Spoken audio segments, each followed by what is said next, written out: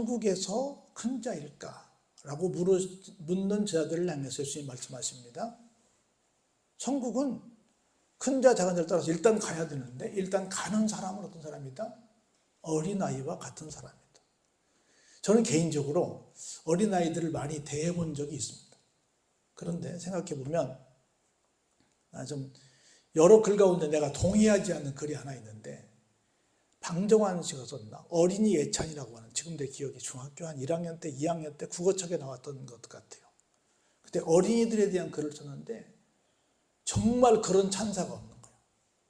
대단히 어린이 예찬이라는 글을 얼마나 잘 썼는지 몰라요. 근데 제가 애들을 이렇게 대하고 보니까 그렇지 않아. 애들 중에 나쁜 사람들이 얼마나 많아요.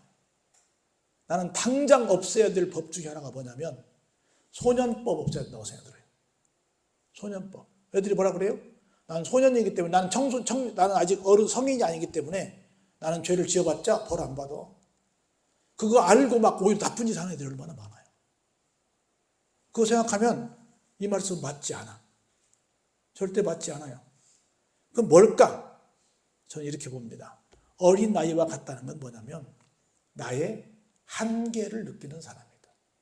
어린아이는 적어도, 미성년은 적어도 나는 부모가 없으면 안 되는구나. 내가 누군가의 도움이 없으면 안 되는구나. 선생님의 도움이 없으면 안 되는구나. 내가 한계를 가졌구나. 누군가가 나를 도와야만 되는구나를 느끼는 사람이 누구라고요? 어린아이라고. 여기 그렇잖아요.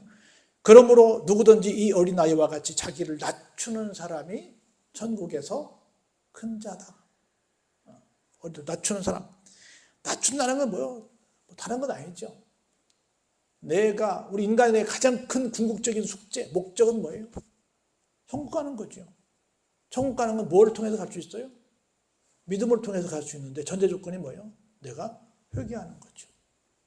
죄의 문제를 해결하는 거죠. 죄의 문제를 해결하는 것은 그 어떤 것으로도 할 수 없다.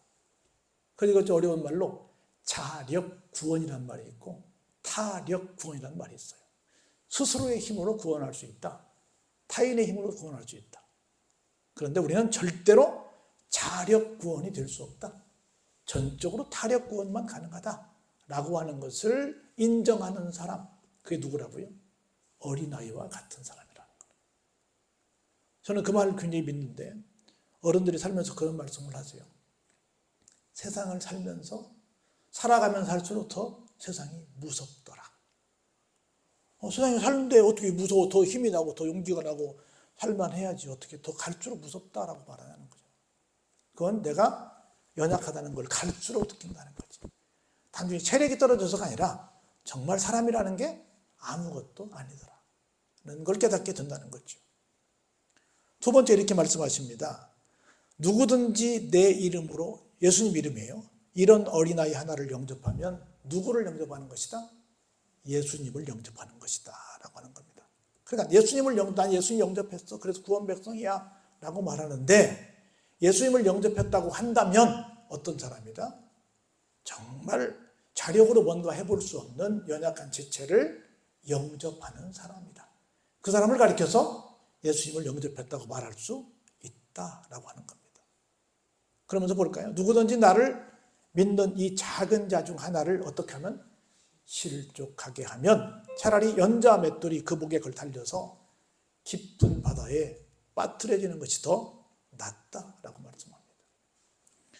우리는 의도했던 의도하지 않았던 나도 모르는 새에 나 때문에 누군가가 실족할 수 있어요. 다시 말해서 어디를 떠날 수 있어요? 교회를 떠날 수 있어요. 교회를 떠날 수 있어요. 그래서 그 결과는 뭐예요? 너무 끔찍하다는 거예요. 차라리 연자 맷돌이라는 건 뭐예요? 굉장히 무거운 것을 상징하는 거예요. 굉장히 무거운 것을 다시는 떠오를 수 없는 것을 목에 매달고 차라리 바다에 들어가는 것이 더 나을 정도로 살면서 절대로 해서는 안 될 일이 뭐다? 누군가를 실족하게 하는 일이다. 누군가가 나 때문에 야, 난 너 때문에 예수 안 믿어. 우리 그런 주변에 그런 사람 너무 많이 있어요. 내가 교회 가고 싶은데 저 사람 때문에 교회 가고 싶지 않아. 하는 사람들 주변에 너무 많습니다. 혹시 나도 모르는 내 행동 때문에 내가 하는 어떤 말 때문에 저 사람 때문에 나 교회 가고 싶지 않아. 하고 있는 사람은 없는가를 생각해 봐야 돼요. 볼까요?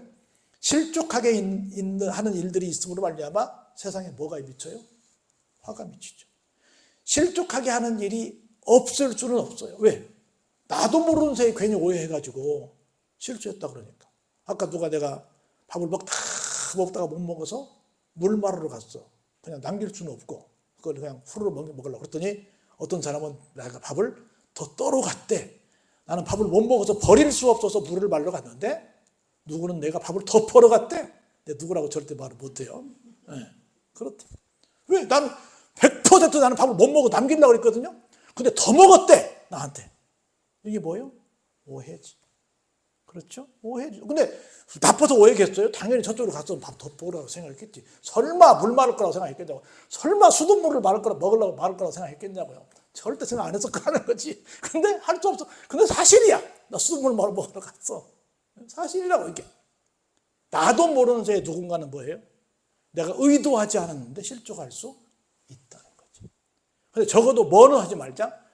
의도해서 실족하게는 하지 말자. 그래서 그렇게 하는 일은 없을 수는 없으나 의도했던 의도하지 않았던 누군가 때문에 실족했다고 한다면 뭐가 있다? 화가 있다라고 하는 거예요.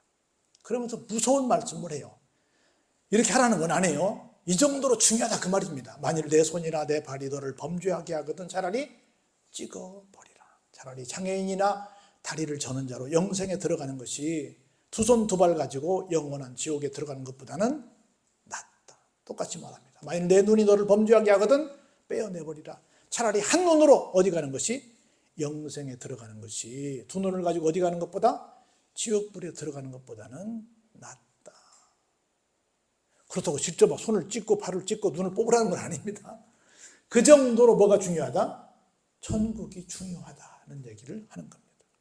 그러면서 기가 막힌 말씀을 한번 같이 읽어볼까요? 10절에 시작. 삼가 이 작은 자 중에 하나도 업신여기지 말라. 너희에게 말하노니 그들의 천사들이 하늘에 계신 내 아버지의 얼굴을 항상 뵙고 있다. 잘 보세요.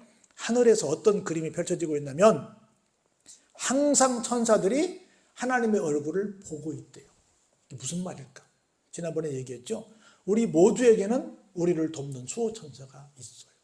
그런데 작은 자라 할지라도 혹시 내가 업신여길 만한 그런 만만한 사람이라 할지라도 그 사람을 위한 누가 있다? 수호천사가 있다. 그래서 그 수호천사가 계속해서 이 사람 이렇게 도와줘야 돼요. 이 사람 이렇게 해줘야 돼요. 라고 하나님께 뭐하고 있다? 계속 보고하고 있다. 아무리 작은 자라도 누가 있다?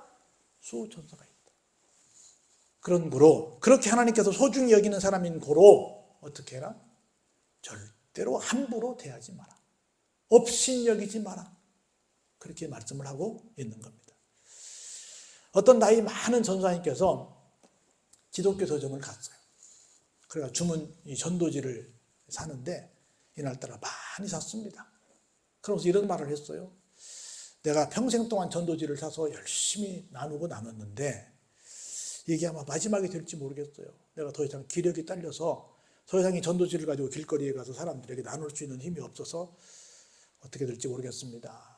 그런데 내가 그동안 수없이 많은 전도지를 돌렸는데 한 사람도 나한테 와서 그 전도지 덕에 내가 예수 믿게 되었습니다라고 하는 말이 없어가지고 내가 한 것이 잘한 것인지 못한 것인지 참 모르겠다고. 근데 하여튼 그래도 전도는 무조건 하라 그러니까 내가 마지막으로 하겠다고 지금 전도지를 사러 왔다고 말을 합니다. 그 얘기를 손님 중에 한 사람이 저쪽에 있다가 듣고 찾아옵니다. 그리고 이렇게 어렵게 말씀을 전합니다. 노인 어르신은 저를 잘 모르겠지만 저는 어르신을 잘 압니다. 10년 전 6월 25일 제가 오후 6시 반쯤에 안산역에서 어르신께서 이런 전도지를 나눌 때 제가 받은 적이 있었습니다. 저는 그 전도지를 읽고 예수님을 영접했어요. 그리고 우리 가족들을 다 전도해서 지금 온 가족이 예수를 믿게 됐고요. 제 동생은 지금 인도로 선교사까지 나가 있습니다. 저는 금방 노인 어르신께서 그때 그 전도지를 주셨던 분임을 금방 기억할 수 있었습니다. 아마 제가 오늘 이 서점에 이 시간에 온 것은 어르신을 만나라고 하나님께서 보내신 듯 합니다. 라는 얘기를 했다고 합니다. 그래서 누구 하나 엎친 여길 대상이 없고 모두가 다 어디서 예수를 믿을지 모르기 때문에 우리 행동이 누군가를 살리는 행동이 돼야지 누군가를 실족해 하는 행동이 돼서는 안 된다. 그럼 볼까요? 너희 생각은 그럼 어떠냐? 라고 주님이 질문 하나 하십니다. 만약 어떤 사람이 양 100마리가 있는데 그 중에 한 마리를 잃었다. 그러면 온 산을 막 다 뒤져가지고 한 마리를 찾겠냐? 아니면 그냥 두겠냐? 만약 찾게 되면 어떻겠냐? 99마리보다 훨씬 더 기뻐하지 않겠냐? 이렇게 말씀을 하십니다. 가만히 생각해 보세요. 99마리가 많아요? 한 마리가 많아요? 당연히 99마리가 많죠. 근데 미안하지만 한 마리는 어떤 양일까요? 아주 정말 주인이 보기에 막 정말 탐스러운 그런 양일까요? 라고 할 정도 양이라면 아마 좀 부족한 양일 거예요. 지금 사람으로 말한다면 홍보도 좀 그렇고 경제적인 부분도 좀 그렇고 건강적인 부분도 좀 그렇고 여러 가지 좀 죄송하지만 그렇고 그런 사람이 그런 어떤 한 마리 양이어서 좀 아깝긴 하지만 뭐 그냥 그럴 수 있지라고 포기할 수도 있는데 여기 볼까요? 마지막 절에 주님 말씀하시기 뭐라고 말씀하세요? 이와 같이 작은 자 중에 하나라도 잃는 것은 누구의 뜻이 아니다? 하나님 아버지의 뜻이 아니다. 그래서 비록 그가 낙오될 만한 어떤 이유가 있었던 연약한 지체이지만 끝까지 어떻게 한다? 찾아야 된다. 찾았다. 그래서 그 기쁨이 훨씬 더 컸다는 말씀을 하고 있는 겁니다. 한 가지만 얘기하고 제가 마칩니다. 여러분 존 버년 아시죠? 레이 리치몬드라고 하는 사람이 있었는데 이 사람이 일부러 이렇게 전도지를 호채자 전도지를 이렇게 길에 버리고 다녔어요. 그러면서 이 전도지를 오늘 누가 집어가는데 제발 좀 양심불량의 사람, 좀 제대로 못 사는 사람이 좀 이 전도지를 가져갔으면 좋겠다 하는 마음을 갖고 그런 사람이 좀 이 전도지를 받아들여서 예수를 믿었으면 좋겠다라고 생각을 하고 그걸 뿌렸어요. 그래서 진짜 어떤 사람이 나쁜 사람이 그걸 받아들였습니다.